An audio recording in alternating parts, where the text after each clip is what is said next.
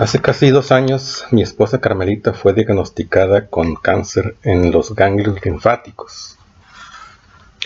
Cuando el doctor le dio la noticia, ella apenas pudo contener el llanto. Le dijeron que tenía un 70% de probabilidades de sobrevivir con el tratamiento de quimioterapia. Y estaba casi decidida a someterse a ese tratamiento en la clínica del Seguro Social, pero preocupada por las reacciones secundarias dañando su cuerpo y afectándonos a mí y a nuestros hijos, finalmente decidió buscar tratamientos alternativos, que había varios y con muchos testimonios positivos. Además, ella no tenía síntomas de la enfermedad, solo los ganglios abultados en su cuello y en otras partes del cuerpo. Pasaron 10 meses y no sabíamos si había mejorado, pero luego empezó con dolencias que confundimos con otros problemas ajenos al cáncer, dolores musculares, bronquitis, colitis, etc. Y durante 3 meses estuvimos acudiendo a diversos especialistas: traumatólogo, quiropráctico, gastroenterólogo, neumólogo y cardiólogo. El neumólogo le detectó líquido entre el pulmón y la membrana que lo cubre. Le sacaron 1 litro. Finalmente, unos estudios revelaron que el cáncer había avanzado, invadiendo otros órganos, incluso los huesos. Era la metástasis. Evidentemente, los tratamientos alternativos no habían sido efectivos. Concluimos que no quedaba mejor opción que la quimioterapia. Serían destruidas células buenas, pero había la posibilidad de eliminar las células malas. Regresamos al Seguro Social y fue internada en agosto del año pasado para hacerle estudios y prepararla para su primera sesión de quimioterapia. Pero la hematóloga le advirtió que ahora las probabilidades de sobrevivir se habían reducido al 40%. Después de la quimio regresó a casa y 3 semanas después fue internada de nuevo para su segunda sesión. Fue perdiendo cabello y empezó a usar peluca o una pañoleta. Por momentos parecía que mejoraba y nos sentíamos animados. Antes de continuar, quiero mencionar que yo quería que este video fuera breve, unos 5 minutos, pero con tanto que decir, fui dándome cuenta de que duraría por lo menos 10 minutos. Pensé eliminar mucho contenido, pero llegué a la conclusión de que era preferible que el video se prolongara y no dejar a medias el mensaje.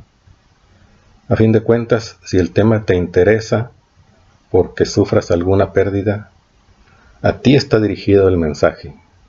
Querrás seguir escuchando hasta el final y podría ser que mis palabras te ayuden.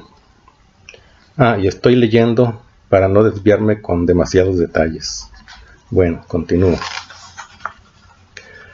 Antes de que Carmelita tuviera síntomas fuertes, yo oraba por ella. Obviamente ella también oraba, así como seres queridos y amigos.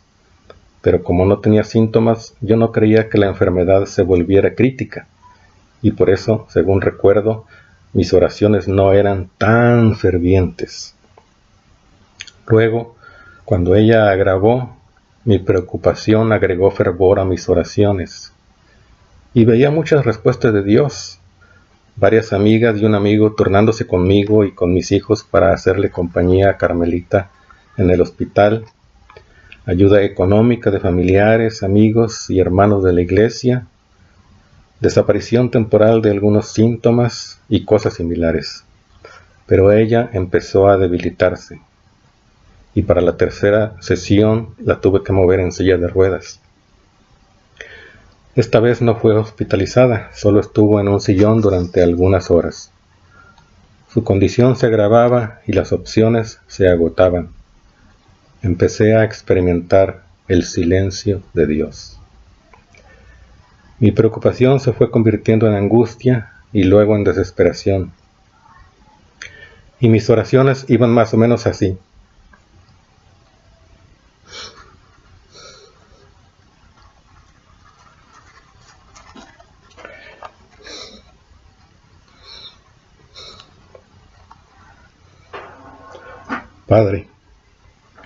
Padre amoroso, tú sabes que yo quisiera ver sana a Carmelita, pero entiendo que el que tú la sanes no depende de que yo te convenza, sino de tu voluntad, que siempre será, de alguna manera,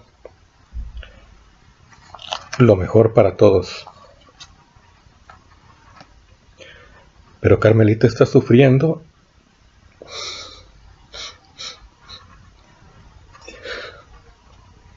y yo con ella. Por eso te pido que nos fortalezcas a través de todo este proceso, hasta que tú nos muestres el desenlace. Y te ruego que no dejes que se prolongue su sufrimiento. Pero no pasaba nada. Carmelita seguía cada vez más grave. Dios guardaba silencio. Y a solas yo lloraba todos los días. Por las noches ponía el despertador, dormía un par de horas y me levantaba a ver qué necesitaba. Llegó el momento en que para ir al baño ella necesitaba la silla de ruedas y después tenía que usar cómodo o simplemente un pañal. Ya ni siquiera la pudimos levantar de la cama. 2 veces se me desmayó al tratar de llevarla al baño. En medio de todo esto, enfermó nuestro perro. Se le doblaban las patas traseras y después ya ni las delanteras le respondían. Pero por su edad, por el tipo de enfermedad, por los gastos veterinarios y por todo lo que la convalecencia de Carmelita involucraba, ya no me podía dar el lujo de acudir al veterinario. Así que llamé a Control Animal para que vinieran a dormir a nuestra querida mascota Luna. Días antes, cuando Luna ya no podía caminar, eso también me angustiaba, y le pregunté a Dios si tal vez a ella sí la quisiera sanar para no verla sufrir también. Otra vez no pasó nada. El silencio de Dios. Conforme se acercaba la fecha para la 4ª sesión de quimio, todo indicaba que Carmelita no se podría presentar en la clínica. Indagué acerca de solicitar una ambulancia, pero era un trámite que tomaba demasiado tiempo. Busqué un médico que viniera a casa. No encontraba ninguno. Finalmente uno vino. La revisó y luego me dijo que había visto otros pacientes como ella, y cuando tenían esa apariencia ya no sobrevivían más de 3 semanas. Le recetó un suero para ver si le daba energías para llevarla a su 4ª quimio, pero no sirvió de nada. La única otra posible opción era solicitar el servicio de un hospital privado y que ellos se encargaran de todo, pero el costo de ese servicio estaba definitivamente fuera de mi alcance, y no parecía que fuera a servir más que para prolongar su vida unos días más. Así que descarté esa opción. Mis opciones se habían terminado. Entonces sentí como si Dios finalmente me diera una respuesta. Hijo mío, ya déjala tranquila. Tienes que reconocer que no hay nada más que puedas hacer. Déjala en mis manos. Si vive o si muere. Si vive o si muere, yo estoy a cargo. No los he abandonado. Esa noche reuní a nuestros 3 hijos junto a la cama de Carmelita. Les expliqué lo anterior y les dije que ya no podíamos hacer nada más que esperar. Una de dos, Dios la sanaría o la recogería. Ya todo dependía de Él. Hubo lágrimas e hice una oración. Carmelita tenía los ojos cerrados. Yo quería que ella oyera, pero no reaccionó. Estaba tan débil que ya ni siquiera podía hablar. A estas alturas, una de mis hermanas y algunas amigas de Carmelita estaban viniendo a casa para ayudarnos a cuidarla. Ella ya no podía comer, no toleraba tragar nada de alimento y tenía llagas en la boca. Solo tomaba unos tragos de una solución multivitamínica. Estaba pálida. Para mí era una agonía verla marchitarse. y por momentos me sentía al borde de la locura por no saber cuánto se prolongaría aquel sufrimiento. Y no pasaba nada, el silencio de Dios. No recuerdo si fueron 2 o 3 días después de aquella reunión con mis 3 hijos, cuando como a las 10 de la noche del viernes 1 de noviembre, dejé a uno de los chicos cuidando a Carmelita y me fui a acostar mientras llegaba mi turno de cuidarla. Pero a medianoche, otro de mis hijos subió a avisarme que mamá estaba respirando muy agitadamente. Inmediatamente recordé cuando vi morir a mi abuelo. Bajé y efectivamente ella respiraba jadeando. Reuní a nuestros 3 hijos, y le dije que su mami agonizaba. Lloramos, cantamos un himno e hice una oración. A las 12:40 de la madrugada del 2 de noviembre del 2019, Carmelita descansó y Dios recogió su espíritu. De momento sentí un gran alivio porque su sufrimiento había terminado.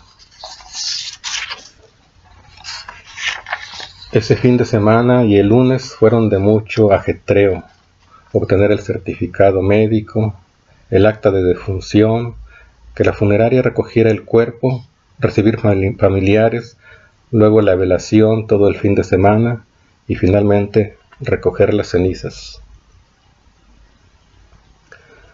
Y despedir a los familiares de Carmelita. Y mi mente no acababa de impregnarse con la idea de que Carmelita ya no estaba físicamente.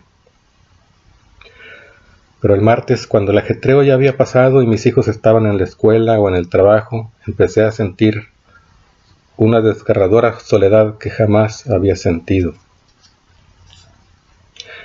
Todos los días lloraba y hablaba con Dios. Padre amoroso, necesito tu paz que sobrepasa todo entendimiento. Necesito el gozo de tu Hijo que prometió que nadie nos lo podría quitar. Pero no tengo paz y se me escapa el gozo de Jesucristo.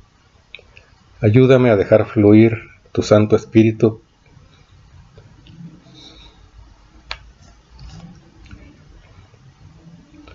para que me inunden tu paz y tu gozo. Esa paz y ese gozo no los puedo producir yo.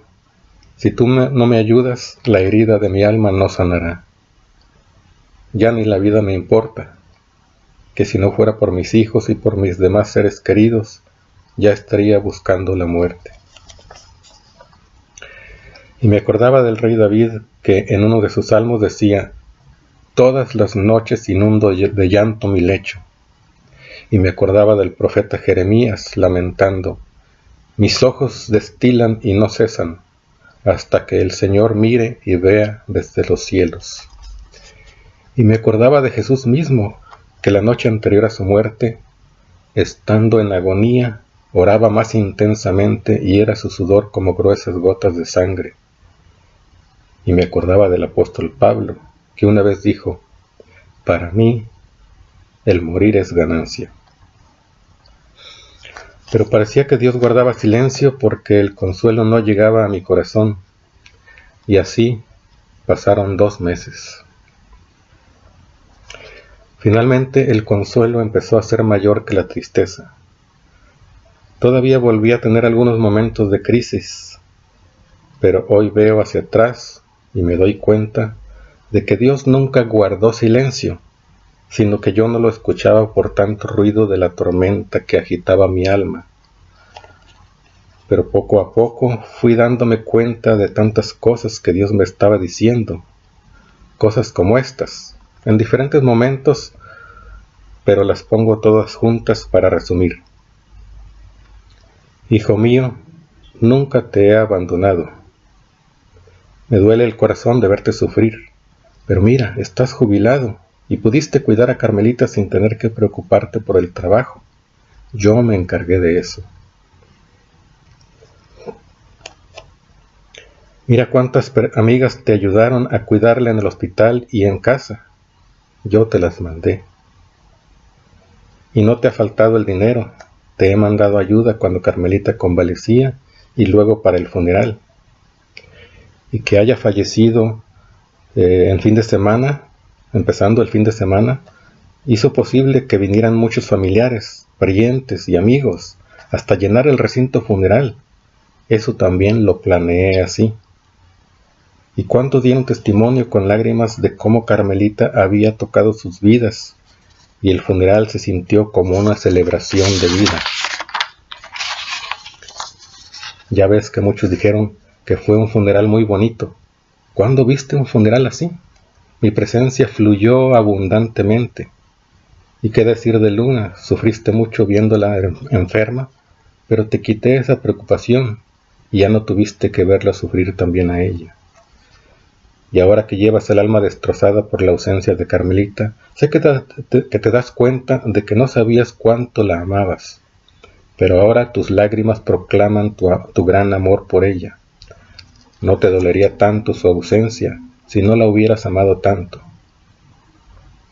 Mi paz y mi gozo te llenarán poco a poco. ¿Ves cómo este dolor que nunca había sentido te está haciendo más sensible al dolor ajeno? ¿Ves cómo este dolor ha cambiado tu enfoque hacia la vida? ¿Ves cómo ahora dedicas menos tiempo a cosas irrelevantes y más tiempo a lo trascendente? Yo no hice que Carmelita enfermara, pero trabajé en ti, en ella y en muchas personas más para producir algo bueno y especial en medio de este dolor. Quédate conmigo, hijo mío, que yo nunca me he alejado de ti.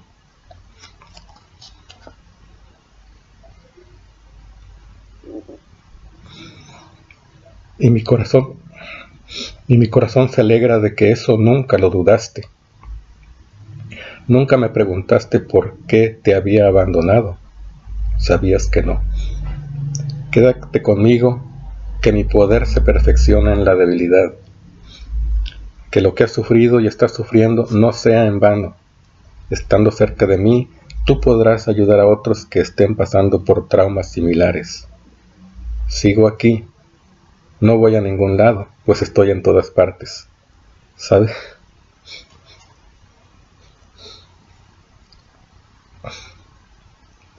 Sabes que te quiero mucho, ¿verdad? Y ya que has aprendido tanto de esta experiencia, seguro querrás compartirlo, ¿no? Y esto es apenas un resumen de tanto que Dios me dice, no audiblemente como sé que sí lo hace con algunas personas, sino en medio de las experiencias vividas, sino por medio de las experiencias vividas, por medio de las personas que tocan mi vida, por medio de su palabra escrita y de muchas cosas más. Han pasado casi 7 meses desde el fallecimiento de Carmelita. Mi dolor por su ausencia ya es menos, y el deleite de su recuerdo es más. La paz de Dios y el gozo de Jesucristo se van arraigando en mi corazón. Si has seguido viendo hasta este punto, quiero mencionar que, aunque hay ocasiones en que Dios interviene y quita el sufrimiento, vemos que la mayoría de las veces no lo hace, y por eso tanta gente está resentida con Dios, o de plano no cree en Él. Pero el hecho de que no quite el sufrimiento no significa que no esté haciendo nada. Este es todo un tema aparte. Y si no has visto la película La Cabaña, te la recomiendo mucho, pues las reflexiones contenidas en esta película y en el libro del mismo nombre han impactado y transformado las vidas de muchísimas personas, yo incluido. Así que, si has experimentado o estás experimentando el silencio de Dios, te ruego que no pierdas la fe. Tal vez pierdas el ánimo, tal vez pierdas la esperanza, tal vez sientas que a Dios no le importa verte sufrir. Amigo, amiga, yo te ruego que no creas esa mentira. Ciertamente el dolor no va a pasar pronto, pero si sigues creyendo que Dios te ama y que no te ha abandonado, dile lo que sientes. Si estás deprimido, si estás angustiado o desesperado, aun si estás enojado, díselo. O si no quieres decir nada y solo quieres llorar, está bien. Un amigo me dijo en un mensajito: llora hasta que te canses.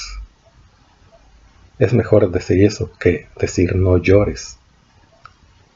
Pero llora delante de Dios, que tarde o temprano Él enjugará tus lágrimas. Y una amiga me dijo: abraza tu dolor.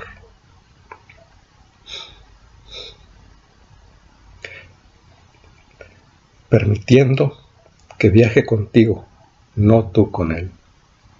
Sabios consejos.